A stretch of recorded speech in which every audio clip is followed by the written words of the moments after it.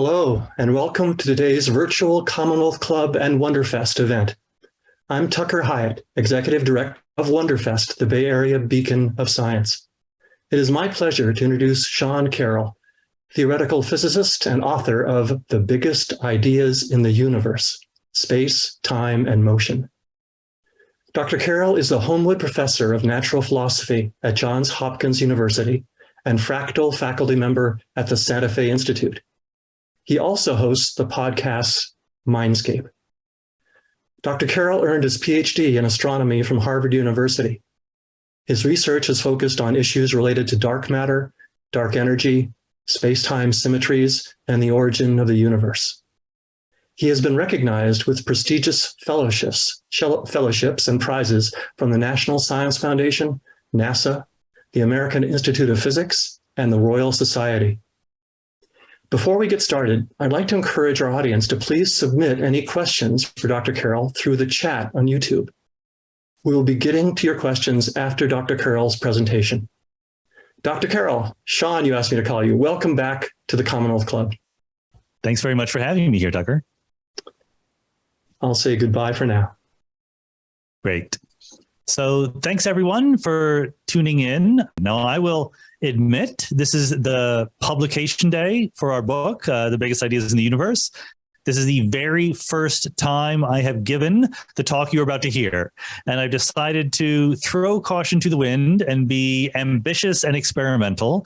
Obviously, there's too many big ideas in the universe for me to talk about all of them. So I want to focus on one idea, Einstein's equation. And you might get the wrong impression from that title. So because you probably, when you're told Einstein's equation in your mind, you might think about E equals mc squared, right? This is the famous equation that goes along with Einstein as iconic things about the 20th century and the 20th century in physics. But to physicists, to professional physicists, this is not what we call Einstein's equation. E equals mc squared is important. Energy equals mass times the speed of light squared. In particular, the energy of a stationary object is equal to its mass times the speed of light squared. Very, very important for physics, and Einstein would have become famous just for that. But what he actually is famous for among physicists is this equation. This is the Einstein field equation for general relativity. It relates the curvature of space-time to the amount of matter and energy in the universe. And if I were to read it out loud, it's R mu nu minus 1/2 R G mu nu equals 8 pi G T mu nu.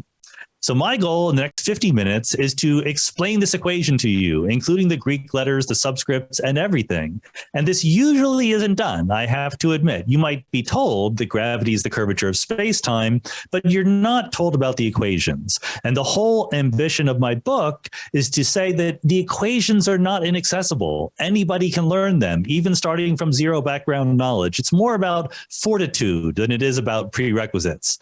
So my advice, if you are thinking that, these equations are scary, you're not quite sure what to do with them, is to suck it up. You can do it. I believe in you. And I'm going to try to do my best over the next 15 minutes to really help you understand what this equation really means. So the theme of book one in the 3-book series that will eventually be The Biggest Ideas in the Universe is classical mechanics. This is the story of physics from Aristotle through Newton all the way up to Einstein. Quantum mechanics changes things in interesting ways starting in the 1900s, but classical mechanics was ruling the roost before then. And the most famous equation, an important equation in classical mechanics, is F equals ma. This is called Newton's second law of motion. The first law is just an unforced object just moves in a straight line at a constant velocity. The second law says if you push something, how does it respond? And the answer is it accelerates, and in a way that is proportional to, the acceleration is proportional to 1 over the mass. The force is proportional to the acceleration. So there's a lot of things that are really great about this equation. This equation is not that scary. I mean, it has fewer symbols in it than E equals mc squared, right? One thing, the force, is proportional to another thing, the acceleration. And what's great about it is, first off, it is precise, by which we mean this is not simply a suggestion. This is not simply saying that if you increase the force a little bit, the acceleration will also increase a little bit. This is a rigorous quantitative relationship. It says that if you double the force that you push on something with, the acceleration will double. And if you increase it by 3 times, it will increase by 3 times. That's what you need to do important quantitative things like flying a rocket to the moon. The second important thing is that this equation is universal. It's not just saying this particular time you act a force on something, it will accelerate in this way. It says every time you act a force on an object with a certain mass, it will accelerate in exactly this way. So that's why the equations matter, because they're unforgiving, they're rigorous, they're precise, and they apply everywhere. They're also tricky because there's notation involved, there's ideas involved. If you look closely at this equation, F equals ma, you will notice there are little arrows over F and A. What's going on with that? What's going on is these are vectors. These are not just numbers. We live in a world of 3-dimensional space. And so when you exert a force on an object, that force could be in many different directions. That's okay. Mathematicians know how to deal with that. They assign a vector to the quantity rather than just a number. That is to say, a little arrow that has both a directionality to it and a length. The length of the force vector is the amount of force you're acting. The direction is the direction in which it's moving. And it's very, very convenient to divide that up into what we call components. If you imagine out there in space, you put coordinates, right? X, Y, and Z. Or if you're in a city, it could be north, south, east, west, and up, down. That would be an example of a coordinate system that you could use here on Earth. And then what you can do is just say, for whatever vector you like, you can ask how much of the vector is in the X direction, how much is in the Y direction, how much is in the Z direction. Those are the components of the vector. And that gives us another way to write the equation. Rather than writing F arrow, which is the vector as a whole, equals A times M times A arrow, we can write F sub I equals M times A sub I, because really, this is 3 equations. There's one equation for the X component. The force in the X direction is mass times the acceleration in the X direction. Another one for the Y component, another one for the Z component. So you begin to see the miracle of compact notation. One little symbol is really telling you 3 different equations. Now, this equation is at the center of all of classical physics, but it's no good unless I tell you what the force is, right? Force equals mass times acceleration, but what is the force? So here's Isaac Newton, who invented classical mechanics in the first place, to give you one example of a force, namely the force due to gravity. This is Newton's famous inverse square law. If you have 2 objects, the force between them goes in the direction of the separation between them, and it goes down as the distance increases, as 1 over the distance squared. So here's the equation for force, for the gravitational force, F equals G capital M little m over R squared times E, where E is a unit vector. That means it points from the little object to the big one with a unit length. It's not telling you how big the force is. It's just telling you what direction it goes in. How big the force is being governed by Newton's constant of gravity, capital G, the mass of the big object and the mass of the little object divided by the distance squared. So with these 2 equations together, F equals ma, and this particular equation for the force, you can put them together. And you find something remarkable right away. And this is why equations are great. You can discover things that are precise and maybe unexpected. You say F equals ma and F equals gmm over R squared times E. The little m's, that is to say the mass of the object that is being pulled by gravity, they cancel out. They appear in exactly the same way on the left and the right-hand side. So you can just X them out, and you get a simpler equation, an equation for the acceleration due to gravity. The acceleration of any object in a gravitational field caused by a big mass capital M is G capital M over R squared. It doesn't matter what the mass of the little object is. So here's an Apollo 15 astronaut. This is a painting because they took photographs of it, but the photographs weren't very good. But the Apollo 15 astronauts actually did this. They dropped a hammer and a feather on the moon where there's no air resistance, and you see them fall at the same rate. In our everyday experience, we see hammers and feathers fall at very different rates, but that's only because of air resistance. The actual gravitational acceleration is the same. And I bring this up both to sort of warm you up to manipulate equations a little bit, but also because this illustrates a crucially important feature of gravity, namely that gravity is universal. Gravity doesn't care what you are made of, how much mass you have, or whatever. Every object is pushed around in the same way by the force of gravity. Other forces aren't like that. The electrical force or the nuclear forces care a lot about what you are made of, but gravity does not. Keep that in mind as we go forward. We're going to go forward a lot. This is the 1600s when Newton was thinking about these things. We're going to skip over to 1905 when Albert Einstein is putting the finishing touches on the special theory of relativity. The special theory of relativity was actually inspired by previous work in the 1800s. And it's fair to say that in a very real sense, Einstein didn't initiate the theory of special relativity. He basically almost completed it. He's the one who really pulled out the rug from this idea there was an ether pervading all of space and said there's a better way to think about the fundamental rules of motion in the world.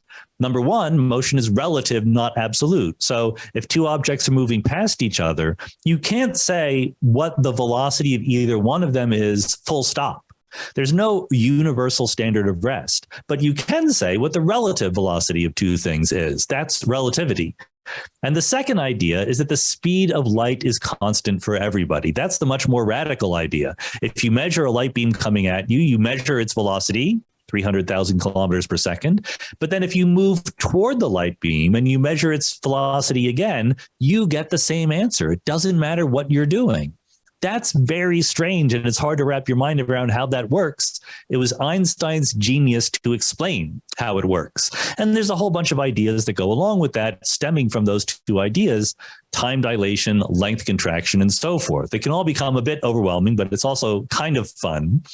And I said that Einstein almost put the capstone on special relativity, but there was one more step to be taken. And interestingly, it was taken a couple of years later by Hermann Minkowski, who was previously Einstein's professor back at university. And unlike Einstein, who was a physicist, Minkowski was a mathematician. And he had this insight that all of these ideas that Einstein had, you could actually simplify them and make them conceptually more coherent if you thought of it as taking space and time and combining them into one thing called space-time. So we live in space, three-dimensional space, up, down, left, right, forward, backward. We also locate ourselves in time. If you want to meet somebody for dinner, you have to say where you're going to meet them in space and also when you're going to meet them in time. So you could have talked about space-time whenever you wanted to. Isaac Newton could have talked about space-time if he wanted to, but there was no reason to do that because space and time had separate existences. What Minkowski is pointing out is that mathematically, the rules of special relativity come down to saying that basically there's only space-time, and different observers will divide it differently into space and into time. It's all a matter of the underlying geometry of space-time. So his famous quote says, "Henceforth space by itself and time by itself are doomed to fade away into mere shadows, and only a kind of union of the two will preserve an independent reality." One person who was not impressed by this move was Albert Einstein, who thought that Minkowski's formulation made rather great demands on the reader in its mathematical aspects. In other words, Einstein was thinking, this is just mathematicians showing off. I'm a physicist. I want to understand how things work. I'm not that interested in these fancy formulas and formalisms that you're trying to put forward. He was wrong. Einstein was wrong in that particular case. He'd be a convert to the space-time way of thinking soon enough. And let me explain why the word geometry is so important here. Why did Minkowski think of this special relativity as a matter for geometry? Well, think about the length of a curve in space. If you have a distance between 2 points, you've been told the distance is the shortest distance path is a straight line, and you can calculate what that distance is using a famous formula called Pythagoras' theorem. If you draw your straight line, as in the figure on the left, in a set of coordinates, x and y, then the distance along that line squared is x squared plus y squared. That's Pythagoras' theorem. And that's what you would measure if you walked along that path. So we portrayed a person with a little pedometer counting their steps. If you know how long your steps are, you know how long you've walked. You're measuring the distance as you move along the path. All of that is just so obvious and clear, it's almost not worth saying. But Minkowski's point is time is also like that. Time is a measure of interval within space-time. And there is a similar formula to Pythagoras's that you can use to measure the elapsed time that you would count along your clock, along your wristwatch. But there is a slight subtle difference. And this is why the geometry of space-time is a little bit tricky. That what we call tau, the Greek letter tau, you can't see me, I'm pointing to the screen here, but you can't see that. How about this? There's the Greek letter tau. This is supposed to be the quantity that you measure on your clock. And we have to distinguish that from t, which is a coordinate on space-time. So everyone in the world agrees on t. T is the measure of what time it is. Is it 5 p.m.? Is it 6 p.m.? Whatever. And Minkowski says that's different from tau, which is the elapsed time that you personally would measure. And the way it goes is tau squared is t squared minus x squared. So it's kind of like Pythagoras' theorem, but there's a sneaky minus sign that gets in there. And what that means is Pythagoras implies the shortest distance between 2 points is a straight line. Minkowski implies that the longest time between two events is a straight line. If you zip back and forth along a path as you travel from one point in space-time to another, you accumulate more and more x, more and more traveling through space. And that takes away from your proper time, from the time that you would personally measure. This is the origin of the twin paradox and all those other things you hear about in special relativity. If you move close to the speed of light, according to special relativity, you will experience less time than if you just sit at home. And you can think of it in this elegant geometric way. Very nice. Let's keep that in mind too. So what we're keeping in mind is time is a measure of distance in space-time, and gravity is universal. Both of these thoughts were on the mind of this fellow, Albert Einstein, because as soon as he had put together special relativity in 1905, he knew that there was something that was missing. What was missing was the force of gravity. Back in the 1600s, when Isaac Newton presented classical mechanics, the very first thing he did was show how the force of gravity works, to show how you can understand how planets move around the sun in ellipses and understand their motion and so forth. Whereas relativity was put together to play nicely with Maxwell's theory of electromagnetism from the 1800s. And it sort of wasn't compatible anymore with Isaac Newton's theory of gravity. But obviously gravity exists, so you have to reconcile gravity with relativity. And this is the task that Einstein set himself to in the decade after 1905 in special relativity. And he went back and forth. He had lots of ideas. He wasn't the only one thinking about this idea. The breakthrough was a thought experiment. This is what Einstein was better than anybody at, in just thinking his way to the fundamental essence of a problem. He thought about that fact that gravity is universal, right? If you drop two objects, no matter what they're made of, no matter what their masses are, they will fall at the same rate. And the way that he thought about it was, well, imagine you're in a room sealed off from the outside world. You drop two objects and you say, gravity, because I drop two objects and they fall. But if that room was put on a rocket ship, and the rocket ship is blasting through interstellar space nowhere near a gravitational field, you drop two objects and they would also fall. And they would also fall at the same rate. But it's really because of the acceleration of your rocket, not because of the force of gravity. What Einstein proposed is it's not just a special feature of falling objects, that in fact there is no experiment you could do in that sealed room or in that rocket that could distinguish between a gravitational field and simply accelerating. Again, this is not like other forces of nature. If you wanted to know, is there an electric field in the room? No problem. And a positively charged particle like a proton and a negatively charged particle like an electron move in opposite directions. If there is an electric field, if the electric field is zero, they don't move at all. Whereas everything acts in the same way according to gravity. So this led Einstein to a super speculative idea. He said, I don't think that gravity is a force at all. I don't think that gravity is something that lives on top of space-time. I bet that gravity is a feature of space-time. That's why it's universal, because it's not something extra on top of space and time. It is a characteristic of the features of space-time itself. In fact, in particular, it is the curvature, the geometry of space-time in the spirit of what Minkowski said about special relativity. The problem is Minkowski's proposal on special relativity, even though it's a sort of statement about the geometry, is pretty simple, pretty straightforward. The geometry is not curved. It's just an update of good old Pythagoras' theorem. Whereas what Einstein was proposing was curved geometry, and mathematically that's much harder. And Einstein in 1908 or whatever didn't know anything about curved geometries, and it was actually not that old a subject. It was really worked out in the 1850s. So he had to go to a friend. He fortunately had a good friend from his university days, Marcel Grossmann, who was a mathematician, who was an expert in the geometry of curved space-time. And Albert said to Marcel, could you help me out? Could you tutor me in this curved geometry stuff? And Grossmann said, sure.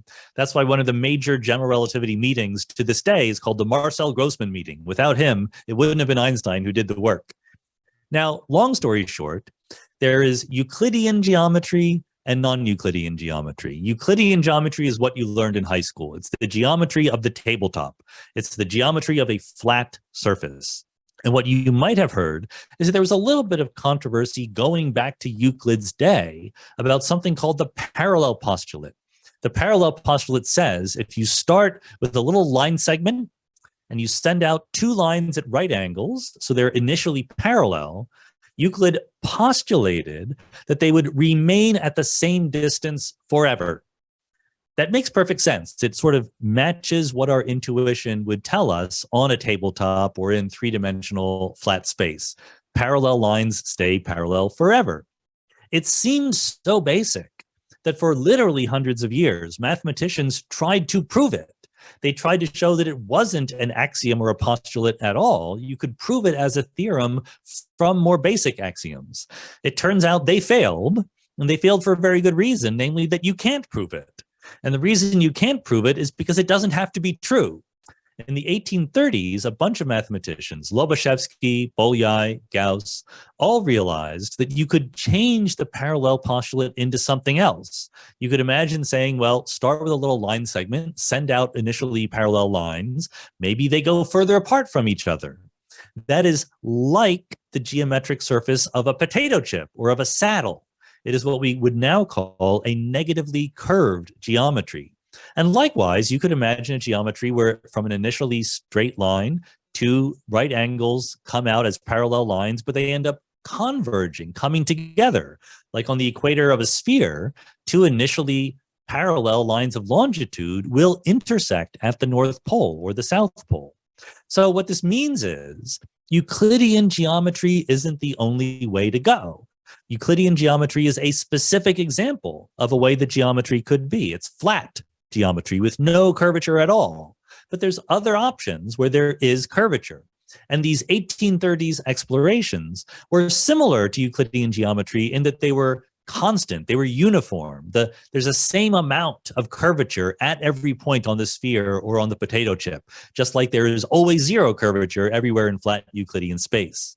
So it fell to this guy, Bernard Riemann, who was studying for his extra advanced degree in Germany, and Gauss, who is one of the most famous mathematicians of all time, Gauss was his thesis advisor. And Riemann asked him what he should work on for his thesis, and Gauss gave him this problem of the foundations of geometry. And Riemann didn't really like the idea, but you have to do what your advisor tells you. This is something that graduate students learn one way or the other. And so he ended up addressing the problem of what if there's curvature in a space, but the curvature is not uniform, if it's not constant, it's not the same everywhere or in every direction.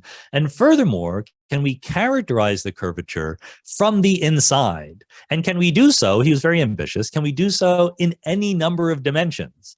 So if you look at these pictures that we drew here, they're all two-dimensional surfaces in one way or the other. Riemann says any number of dimensions, any amount of curvature in any direction. Okay, that's very, very ambitious.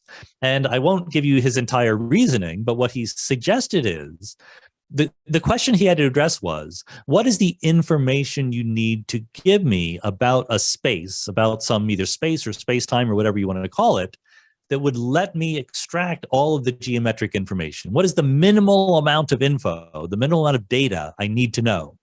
And what he figured out was what you need to know is how to calculate the length of a curve. So here's a curve in some space, okay? And Riemann was a smart guy. He'd already made a lot of contributions to mathematics. So he knew that the trick was to use calculus.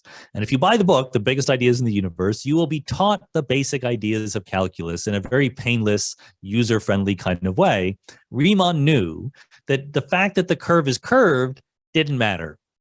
All you had to do was zoom in on the curve, and calculus teaches us that if you zoom in on something enough, no matter how curvy it was, it begins to look straight, okay? So a straight segment in a three-dimensional space, for example, has a very natural way of calculating its length. It's just Pythagoras' theorem souped up to 3 dimensions. D squared is x squared plus y squared plus z squared, rather than just x squared plus y squared. That wasn't very hard. People had known that for a long time. Minkowski would come along a few years later and say, the very similar thing happens in space-time. The time that you measure on your clock is t squared minus x squared minus y squared minus z squared. So what Riemann is saying is that these formulas, if you knew that formula at every point in space, or an analogous formula, it might not be quite so simple, a generalization of this kind of idea at every point in space would tell you everything you need to know about the geometry. This is all what Grossman had to teach Albert Einstein. So this is the one part. The next 2 slides is where it gets a little abstract. Bear with me here a little bit, okay? So what Riemann says is, in general, look at what's happening here. You have the distance squared is x squared, y squared, z squared. Time squared is t squared, x squared, y squared with some minus signs. So what you're doing is you're calculating an interval squared, and you're doing it by adding up some coordinates squared. Or in general, if you have some weird coordinates, it might be one coordinate times another, like x times y, okay? And then you multiply them by some number, +1, -1, something like that. And that's what Riemann put together. He said, to calculate the square of this interval you're doing, whether it's space or time, doesn't matter. You add up some number times one of the coordinates times the other coordinate, and you do that for every one of the coordinates, every pair of the coordinates. And the interval could be distance or time, depending on whether you're in space or space-time. So the general formula looks a little bit unwieldy, but it's some number times t squared in space-time plus another number times t times x, c, another number times t times y, something times t times z, and then you start over with x times t, x squared, x times y, etc. Every pair of coordinates times some number. And just to make our lives more complicated, these numbers can change from place to place. They're really functions of where you are in space, okay? These parameters, a, b, c, d, e, etc., these will change from point to point, okay? You can see that this is not only abstract and intimidating, but it gets unwieldy. Like these letters, A, B, C, D, what if you're in a 20-dimensional space? Then you need 20 squared letters, and you don't have that many. So mathematicians, of course, are very good at inventing slick notation to deal with these issues. So they say, let's take all of the coordinates, t, x, y, z, let's give them numbers, x0, x1, x2, x3. Okay, why does t, the time coordinate, get a 0? Well, because sometimes you want to talk about 2-dimensional space-time, 3-dimensional space-time, 4-dimensional space-time. There can be different numbers of dimensions of space, but there's always one dimension of time. So it's just safer to put it as the 0th coordinate. And we invent the Greek letters to act as an index on these coordinates. Remember when we did F equals MA? And we said we could write it as coordinates, F sub I equals M times A sub I. We were using the Roman letter I to go over 1, 2, 3, X, Y, Z. Now we're using the Greek letter mu to go over 0, 1, 2, 3, T, X, Y, Z, all the coordinates on space-time. And the nice thing about this notation X mu is that you don't need to use good old familiar perpendicular Cartesian coordinates, right? X, Y, and Z. You could use polar coordinates or elliptical coordinates or any other weird coordinates. Once we get to really curved space-times, we're going to have to use coordinate systems you've never heard of before. That's just part of the game.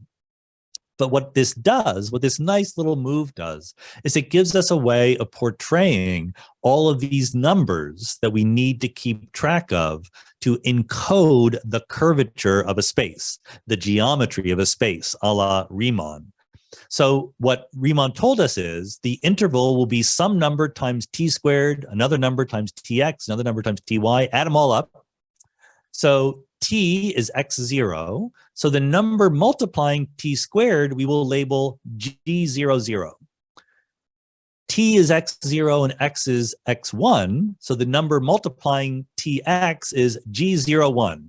g02 multiplies ty, g03 multiplies tz, and you see the pattern. It goes over all the coordinates. And then we have a bunch of numbers, right? We have 4 times 4 equals 16 numbers, and they're all labeled G, mu, nu. The mu's and the nu's are just indices that go over 0 to 3. G00 multiplies t squared, etc.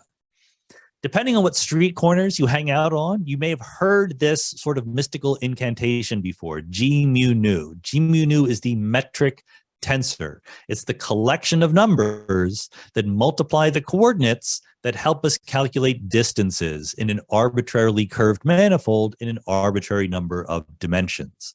It encodes everything we need to know about the geometry. So let's bring it down to earth a little bit with a very simple example, one that we already know, Minkowski spacetime, right?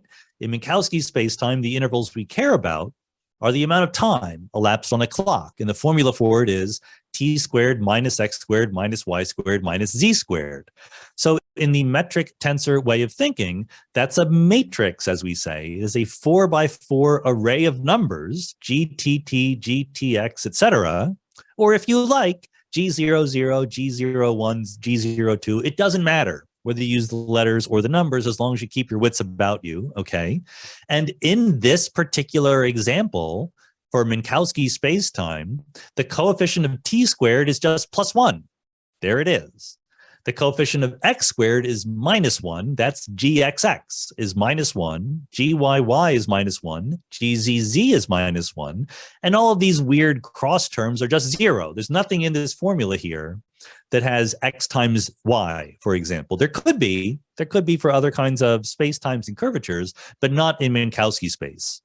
So you kind of see why this is a convenient way of thinking. By bundling all these numbers up into this array and then just labeling it G mu nu, we can keep track of all that information. Riemann is telling us we need an enormous amount of information to calculate the lengths of curves in an arbitrary space or space-time. But here we've bottled it up in a relatively compact form. And we can even kind of interpret what this square array of quantities is telling us. The spatial parts, gxx, gxy, etc., those just let us calculate distances in space like we know and love. The time one, gtt, what is that telling us? It's relating tau, which is the time elapsed on a clock, to t, which is the time coordinate. So this component of the metric, gtt, which in this simple case is just +1, in general, what it will be telling us is the rate at which time flows, the rate at which our clock ticks with respect to some background time coordinate. It's a little dangerous to say the rate at which time flows because the time coordinate, we just made it up. It could be anything, but that's what it really technically means. The rate of flow of our clock versus the time coordinate in the background. And then we also have these off-diagonal things mixing up space and time. What are they about? Well, they have a real physical relationship to when time and space twist into each other. And you might say, well, I've never seen time and space twist into each other. That's because mostly you live in Minkowski spacetime, and they don't. You notice there's no components up here corresponding to GTX, GTY, GTZ. Those are 0 for the Minkowski metric, right? But there are other metrics where they're not 0, and those are kind of fun, namely the metric around a spinning black hole. You've all seen this picture. This is from the movie Interstellar, and this is not just an artist's impression. I mean, it is. It's not a photograph either. But the artist worked very hard with my former colleague, Kip Thorne at Caltech, and other physicists to really understand the motion of light in the background of a spinning black hole. And a spinning black hole has non-zero components that mix time and space together. That's the twisting of time and space due to the spin of the black hole. So in principle, all of these different parts of a metric might be important for more complicated, subtle space-time geometries. For good old special relativity, for Minkowski space-time, it's all very simple, and we can actually keep track of what's going on. Okay, what has that been telling us now? We have the metric. Riemann promises us that the metric is all we need to talk about the geometry of a manifold. But what Einstein says is that what matters is not the metric, not for gravity. What matters is the curvature of the space that we're in. So how do we calculate the curvature? Riemann also tells us that. He didn't actually complete this task, but other people followed up his work and figured out how to do this. And so one way of thinking about it, there's different ways of thinking about it, but let's go back to the parallel postulate, right? Euclid says if you start with a line segment, and you send out two initially perpendicular lines, they will remain parallel to each other. But Lobachevsky and Bolyai and Gauss said, well, maybe they will converge or diverge. And Riemann says, actually, they can converge or diverge, and they might converge if they move this way, but if you shoot off the initially parallel lines in some other direction, maybe they diverge, and maybe they twist around as they do it. So in fact, you need an enormous amount of information to characterize the geometry of some twisty, curvy space, or manifold as we call it in math speak. There's a lot going on when it comes to curvature. So what we want to know in general is at any point, here's a point, we can draw any little line segment we want. And in 2 dimensions, it doesn't seem like there's a lot of freedom there. There's just one angle, but in 3 dimensions, there's lots of little line segments we can draw through any point, and we want to be in 4-dimensional space-time or more. So you got to give me a lot of information just to pick out the initial line segment. And then from that initial line segment, we send out 2 perpendicular lines. Again, in 2 dimensions, there's not a lot of choice there, but in 3 or more dimensions, there's a lot of different ways we could orient those initial perpendicular lines. And then we have a whole set of ways that they could either move apart, move together, twist in some direction, or whatever. Clearly, we need to compactly keep track of a whole bunch of information. And it turns out that what you need is a tensor. The tensor is just, this generalization of a vector. The force vector had 3 components you could write in a column.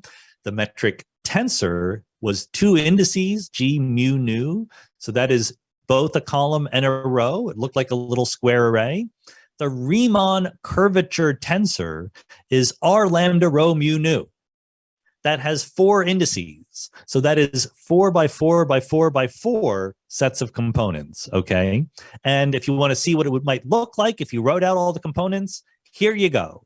This is the Riemann curvature tensor written as a 4 by 4 matrix of 4 by 4 matrices. Again, 4 times 4 times 4 times 4 different components. This is just silly. This is just showing you this kind of picture, just to say that it's much easier to keep in mind the Greek letters, r, lambda, sigma, mu, nu, than it is to keep in mind this whole giant array of things. Now, if you are a professor who teaches general relativity, you used to have an infinite supply of homework problems right on your desk because you would just ask your students to calculate the Riemann curvature tensor.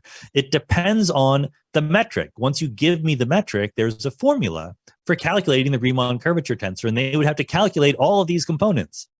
These days, that's no more fun anymore because you can just ask a computer to do it, and it's very, very effective. So these days, we can do it very slickly. But 100 years ago, you had to do it by hand. Okay, that's the hard part of the talk right there, okay? That is going from arbitrary geometry to curvature. You need the metric to talk about distances along curves. You need the Riemann curvature tensor to talk about all the different ways that curves can twist and bend and move toward each other and move away from each other. Now we want to put it to work. Now is the fun part. That was the hard part. That was eating our vegetables. Now we get to put it to work to do gravity. So go back to Newton's way of doing gravity. Remember, he had this equation where the force was equal to mass times acceleration in general and was equal to g/mm over r squared for gravity in particular. The little m's cancel. So at the end of the day, Newton has an equation for the acceleration due to gravity, which is proportional to the mass of the object causing the gravitational field. In our new context, in Einstein's vision, we don't have either one of those things. We don't talk in terms of acceleration or in terms of mass. Relativity speaks a different language. So what we want to do is replace the idea of acceleration somehow with the idea of the curvature of space-time, some quantity that depends on how space and time curve together. Likewise, we have another trouble on the right-hand side, because Newton said that what causes gravity is mass, right? But we already know that mass is kind of subtle in relativity. E = mc squared tells us that what mass really is just one form of energy. So it's not going to be mass on the right-hand side of our new general relativity equation. It's going to be something more comprehensive. Guess what it's going to be? It's going to be a tensor. And the tensor is called the energy momentum tensor, or sometimes called the stress energy tensor. Happily, it only has two indices, T, mu, nu, so it's just a little 4x4 matrix. And again, we can attach physical meaning to all of these different components. The 0, 0 component, the TT component, the component in the upper left is the mass, or whatever other kind of energy is lurking there in the object. So for the most part, here in the solar system, where gravity is caused by the sun or the earth or the moon or whatever, it's this 0, 0 component of the energy momentum tensor is all that will matter. Everything else is kind of irrelevant. But for the universe, where you have radiation and you have dark energy and you have all these things, all these other bits of the energy momentum tensor might very well become important. The diagonal components, the components txx, tyy, tzz, have a physical realization as pressure. The txx is the pressure in the x direction, yy is pressure in the y direction, and so forth. And then these off-diagonal elements, where one direction is twisting into another one, these can be interpreted as momentum and heat flow in some direction and stress in an object and various other kinds of things. Again, we almost never need them. I'm just trying to be honest with you. My whole purpose here is to not hide anything from your attention. So the point is, in relativity, all these different ideas are unified together. Energy and mass and momentum and heat and pressure are not separate things. They're all part of one thing, and that one thing is called the energy momentum tensor. That is the thing that will have to go on the right-hand side of our new equation for gravity, whatever that equation is going to be. We're flattering ourselves here. We're pretending to be Einstein, trying to figure out what the new equation for gravity is supposed to be. So here's where he is, in 1915. He says, we have a metric on space-time. That metric gives us the geometry by telling us the length of curves, and we can calculate from the metric the Riemann curvature tensor, which is really telling us about the curvature of space-time, the metric we use to calculate the curvature. And Einstein thinks it's curvature that is going to be gravity. And then we have matter and energy, which are characterized by the energy momentum tensor T mu nu. So to replace Newton's equation for gravity, we would apparently like an equation that has the Riemann tensor on the left for the curvature of space-time and the energy momentum tensor on the right, representing stuff in the universe, mass, energy, what have you. Sadly, there's an obvious problem here. I mean, you might want to just set them equal to each other, but you can't. You can't because they have different numbers of indices. T mu nu is a 4x4 matrix. R lambda rho mu nu is a 4x4 matrix of 4x4 matrices. They're different kinds of things. They're different geometrical beasts. So this is where, you get paid the big bucks to be a theoretical physicist. Is there some way we can squeeze out of the Riemann tensor some smaller tensor that we could set proportional to T mu nu? Obviously, in the way I'm saying this, I hope you understand the answer is going to be yes. There is a way to do this. Einstein figured out how to do it. I'm going to skip steps time is short. I wrote a book. You can buy the book and it will explain what exactly is going on here. But what's going on here is that you can take the Riemann tensor with all of these indices and you can boil it down. You can compactify it. You can literally contract it down to a smaller tensor called the Ricci tensor.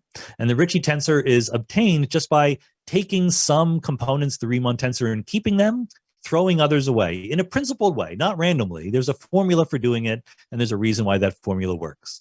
And then you can go further. You might say, wait a minute, the Ricci tensor, that looks kind of like I could just set it equal to the energy momentum tensor, right? And Einstein tried that, but it didn't work. If that were true, you could not have energy conserved in his theory. He didn't like that. So he kept going. You can also boil the Ricci tensor down to a single function of space-time called the curvature scalar. And then you can ask yourself, is there a way to manipulate all these different things, put them together in some way to set it equal to the energy momentum tensor and get a good equation for gravity? The answer is yes. You know the answer. I showed it to you on the second slide. This is Einstein's equation for general relativity. R mu nu minus 1/2 R g mu nu is 8 pi g t mu nu. So 8 and pi, hopefully you've met them before, they're numbers. G is Newton's constant of gravity. We met that before in Newton's equation. T mu nu is the energy momentum tensor. It tells you the stuff that's in the universe. And then over on the left-hand side, a particular part of the Riemann curvature tensor that fits well, it plays nicely with the energy momentum tensor. This is Einstein's equation. This is what he became famous for. Now, he writes this down in 1915, and he immediately thinks, you know, he's the one who went through a lot of effort to figure out what was going on. He knew as well as anyone, this equation is a bear. This is really, really complicated. Here is one component of the Riemann tensor written out in terms of the metric tensor. Remember, I told you that the metric determined the Riemann tensor, but I didn't tell you what it was. Well, this is a formula for one component of the Riemann tensor. It's kind of a mess. Even though you can do it on a computer, it's still kind of a mess. So Einstein thinks, you know, no one is ever going to solve my equation. My equation is beautiful. I love it. But no one's going to find an exact solution. It's just too complicated. And then 2 years later, Karl Schwarzschild finds an exact solution to Einstein's equation. Schwarzschild was a German astrophysicist serving in the German army in World War I. And in between throwing artillery across the front, he learned general relativity and solved Einstein's equation in a very particular, simple context: empty space outside a planet or star, okay? So you see that this is the answer. This is the Schwarzschild metric, and this is why it's worth going through all this. This is why it's worth going through all this abstraction and notation and so forth. This is the payoff. We're not giving you analogies or waving hands or telling stories anymore. This is the geometry of space-time around the sun or around the Earth. And it looks kind of similar to the Minkowski metric, right? There's a plus sign in front of this, minus sign in front of these. It's in polar coordinates rather than Cartesian coordinates, but who cares about that? What really matters are these two components, the G00 and G11 components. If you go far away, R is the distance from your object. At large R, when R is big, 2gm over R is small. And this is basically +1 here and -1 there. It's exactly the Minkowski metric. But what happens when you approach? R is close to 2gm. Then it becomes 1 - 1, and this becomes close to 0. This guy becomes 1 over 0, which is infinity. That sounds bad. So this is something that is lurking inside the Schwarzschild solution. Something interesting, weird, bizarre happens at R equals 2gm. In fact, we know what that 0, component of the metric is, right? We interpreted that physically before. It's the rate of passage of time on our clock.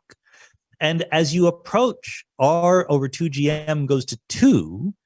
This goes very, very close to 0, which means that if you hang out near that point in space-time, your clock will not tick very fast compared to clocks very, very far away. So if you fly near a black hole, hang out, and then come back, you will not have experienced too much time. If you want to see this in action, see Matthew McConaughey in Interstellar, where this exactly happens, and he comes back, he leaves the black hole, and his daughter is much older than he is. This is a real physical effect. That's a movie, but it really would happen. So I use the phrase black holes, but this is the point. Albert Einstein did not know anything about black holes. Carl Schwarzschild did not know anything about black holes. Einstein's equation knew about black holes. This is why the equations matter, because Einstein just wanted to figure out the motion of the planets in the solar system, things like that, the deflection of light, and it worked for that. But you solve the equations, and the equations are smarter than we are. The equations know things that we don't. Hidden inside Carl Schwarzschild's solution to Einstein's equation in 1917, is the idea of a black hole with an event horizon at r equals 2 gm, a region of space-time so curved that even light itself cannot escape, a region of one-way travel. You can check in, but you cannot check out. Again and again, the equations of physics are much smarter than we are. That's why they are worth learning. Today, 100 years after this story happened, we put Einstein's equation to work a lot, and we see it work. Here is an image around a black hole, the center of our galaxy. This is a map of dark matter from gravitational lensing. This is the Big Bang, gravitational waves, the growth of structure in the universe. All of these are based on this equation that Albert Einstein wrote down in 1915 without knowing about any of these phenomena. He didn't know about the Big Bang, gravitational waves, black holes, or any of those. The equations are smarter than we are. It's a testament both to nature, which follows patterns and never breaks them. Those patterns are called the laws of physics. But it's also a testament to human beings, because we human beings, as tiny and as slow as we are, we can figure this stuff out. Albert Einstein figured it out. We're following in his footsteps. It's interesting to wonder what it is we will figure out next. Thank you very much. As you might imagine, people have questions that are all over, I was going to say all over the world, I'll say all over the universe here. Let's go big. First off here, is the universe, in your mind, do you imagine that it's infinite and perhaps cyclic? You can imagine lots of things. You know, I have a podcast called Mindscape, and every month I do an Ask Me Anything episode. And I very often get questions that begin with, is it possible that? And my answer is always, yes, it's possible, because that's just how science works. You know, science doesn't prove things once and for all. Science is open to all possibilities. We can say that we're very, very, very skeptical of something, but we don't know for sure. So about the large scale structure of the universe, both in space and time, it's not just a matter of not being sure. We know nothing. We have no idea. I think it's very possible that time is eternal to both the past and the future, but it's also equally possible the universe had a beginning. And even in space, I think it's possible the universe is compact in space and finite, but it's also very possible that it's infinite. These are things that we not only don't know on the basis of data, we have no obvious way of checking right now. So we should keep an open mind. Great, thank you. Is it fair to say that, given the introduction, at least that you've just given us, of your latest book, The Biggest Ideas in the Universe, that it is, in a way, an introduction to general relativity? Is that a fair characterization? I think that general relativity is the crowning achievement in the book. It's the payoff, like we said. Most of the book is building slowly to that point. We talk about Aristotle and Newton and Hamilton and Laplace, and we work our way up to trying to understand space and time separately and together, different ways of thinking about classical mechanics. And then we do the geometry, the metric and things like that, and then we get Einstein's equation, and then we look at black holes. So it's the crowning achievement of classical mechanics, I would say, is general relativity, and that's how it's treated in the book. Great. Is it true that there are to be 2 more volumes in the Biggest Ideas universe? The idea that you'll follow up with 2 more books? What will they be about? That's very much the idea, yes. If all goes well, this time next year, we'll see the appearance of Volume 2, Quanta and Fields, where we'll talk about quantum mechanics, quantum field theory, particle physics, things like that. And then Volume 3 will be Complexity and Emergence. So complex systems, thermodynamics, cosmology, the whole universe, all sorts of things that have more than just 2 or 3 moving parts. And the idea is that each of these volumes will be accessible to someone with, say, a background level at the high school physics scale? Yeah, absolutely. It's all about fortitude. I will tell you everything you need to know, starting from no prior knowledge. And you have to be open. It's more about your spirit than your brain. You have to be willing to look at these funny looking symbols on the page and go, okay, I'm going to think about this. And if you're willing to do that, you can understand all of the things in the book. Great. Which one of the tensors that you just presented to us does involve the content of space-time, the massive objects? Which is that? That's the energy momentum tensor, tells you the okay. mass, energy, what have you. Yeah. And you've talked about a component of that, which is dark matter. I'm speaking now for a friend who wants to know what your current hypothesis is to the nature, regarding the nature of dark matter. At one time, I guess you thought it was weakly interacting massive particles, WIMPs. Do you still think that's true? Well, that's a great question, actually, because there's two separate things going on. One is there dark matter? I would argue that the evidence in favor of there being dark matter is overwhelmingly strong. It's almost not worth contemplating that it's not there. We have multiple lines of independent evidence, all of which tell us that dark matter is there, by which I mean some matter that is dark, but also matter that is not in anything we've ever discovered yet. It's no particle that we've ever made here on Earth. It's not in what we call the standard model of particle physics. It's something kind of new. But beyond that, we know it's there. We know how much of it there is. We even make little maps. I showed you a map at the very end there. We know how it's distributed. And we know that it's sort of slowly moving, things like that. It's cold dark matter. But what the actual particle is, we literally have no idea other than those broad stroke characteristics. So for a long time, weakly interacting massive particles were the prohibitive favorite. They still might very well be the right answer, but the reality is we could have found them directly by now, and we haven't yet. Because they were the favorite, people put a lot of effort into looking for them, and they haven't seen them yet. And we might see them tomorrow, who knows? But the fact that we haven't found them yet dampens enthusiasm a little bit.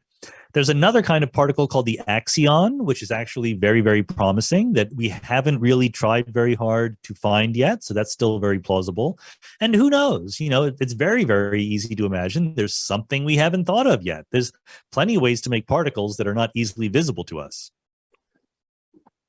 Thank you. In one of the tensors in the Einstein equation, there was a pressure was one of the factors, at least that's the word you used, and tension another.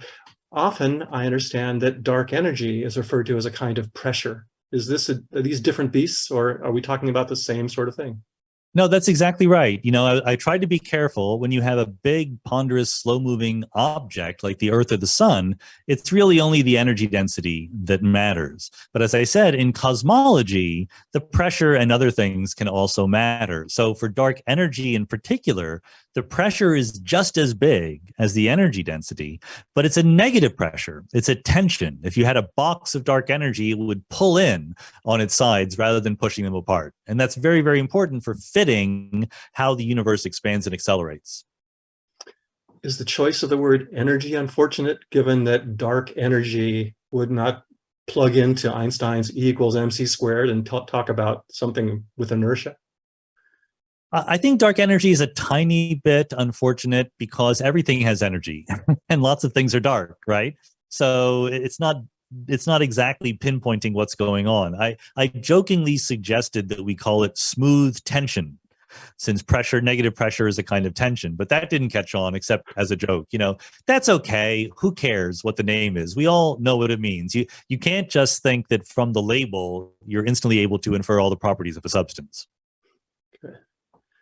All right, we have a question here that says, can't light move faster than the standard limit, little c, relative to something given that the universe is expanding? Well, there's a subtle question here. I mean, the short answer to that question is no. Light cannot move faster than the speed of light, no matter what. But it's a subtle question because in an expanding universe, whenever you say, you know, moving at the speed of light, you always have to say relative to what? The real rule in relativity is that two objects cannot pass by each other at a relative velocity faster than the speed of light. Once your objects are far apart from each other, then there is in relativity no such thing as a well-defined velocity between them. So you can get an apparent velocity that comes from both the speed of light and the expansion of the universe that looks like it's greater than the speed of light. But relativity doesn't put any limits on that because it's not two things passing right by each other. All right, thank you. Would you care to comment on a question you're asked about Einstein's goal of a unified field theory? Is that in fact what people still seek today in trying to unite gravity and quantum mechanics? It is in some ways. Einstein in his later years tried to unify gravity with electromagnetism in particular. He didn't know what we know now about the nuclear forces, the strong nuclear force and the weak nuclear force. So the modern version of what he tried to do would be to try to unify gravity with all three of the other forces, electromagnetism and the two nuclear forces. People try to do that, and the name we would give to it now is a theory of everything. And superstring theory is the leading candidate for that. But there's been not a lot of progress in connecting superstring theory with experiment right now. So I think the jury is still out over whether or not that's the right approach. Do you hold out hope that those string theories, even superstring theories, might someday be testable, or are they forever beyond reach? Oh, no, sure. They're very plausibly testable, but we don't know. No one ever promised us a rose garden when it came to figuring out the fundamental laws of physics. It's possible that string theory is both correct and won't be testable within our lifetimes. That's just something we have to live with, but we don't know. We might get evidence for it tomorrow. That's why we have to keep looking. There's no rule that says it's going to be easy, or there's no deadline. We just have to keep plugging. Would you tell us a little bit, I'm asking a question from the audience here, about your own background? That is, when you were quite young, what first engaged you in the study of first science in general and then physics in particular? Yeah, I got interested in this stuff very young. When I was about 10 years old, maybe, I started reading books about black holes and the Big Bang and quarks and leptons and particles. I don't know why I started to do that. Clearly, I stumbled across one such book and got interested, and then started going to the local public library and the Walden Books in the mall near my house, and getting all the books I could on these subjects. I mean, I did not come from an academic family. No one in my circle of acquaintances knew anything about going to graduate school, getting a PhD, being a professor, or anything like that. So I sort of had to stumble my way into getting it done. And I don't recommend to people that they decide what they want to do for a living when they're 10 years old. Like, what do you know when you're 10 years old? But it's worked out pretty well for me. Is it fair to assume that you had some teachers who at least didn't discourage you in your curiosity? Oh, yeah. No, I definitely had teachers who encouraged me, but I didn't have any teachers who knew anything about theoretical physics or the Big Bang or anything like that. Oh, really? I mean, just like everybody else, I had good teachers and bad teachers, but it wasn't some teacher who inspired me to learn physics. All right. I think we have time for one last question. I wonder, what if you had unlimited funds, where would you like to see that funding go? Towards popularization, or towards a more refined version of the CERN particle accelerator? If you have an unlimited budget, where will you put the money? If I have an unlimited budget, I would do it all. I mean, that's not a great question, right? I would do a little bit of everything. It's a much more interesting question to say you have $10 billion. What will you do with it, right? I think that there's lots of things that are worth doing relatively on the cheap. I mean, popularization pays for itself. You don't need to put a lot of money into it. I think that it would be nicer for popularizers to have more respect within the community.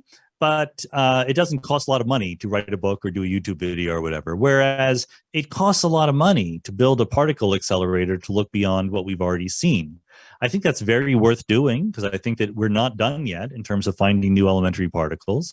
But also there's a lot of astrophysics that can be done. I guess if there's one thing that I really, really, really want done that I would spend my money on, it is a gravitational wave observatory in space.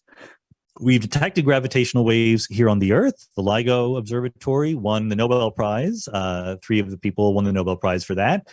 But by its very size, it's limited in wavelength to what it can observe in terms of gravitational waves. So there is an experimental proposal called LISA, Laser Interferometric Space Antenna, which would go up there in outer space and look at longer wavelength gravitational waves, which could see one small black hole spiral into a supermassive black hole. And the reason why that's interesting is because it gives us much more delicate, fine-grained information about what space-time is doing around a black hole.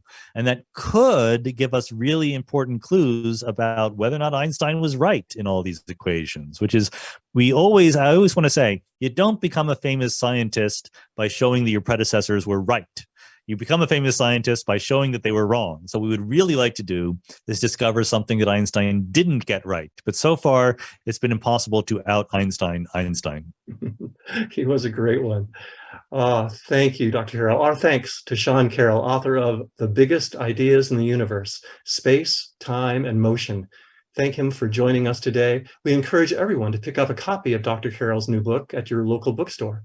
If you'd like to watch more Commonwealth Club programs or to support the organization's efforts in making virtual and in-person programming possible, please visit commonwealthclub.org/online. I'm Tucker Hyatt for Wonderfest. Thank you and take care.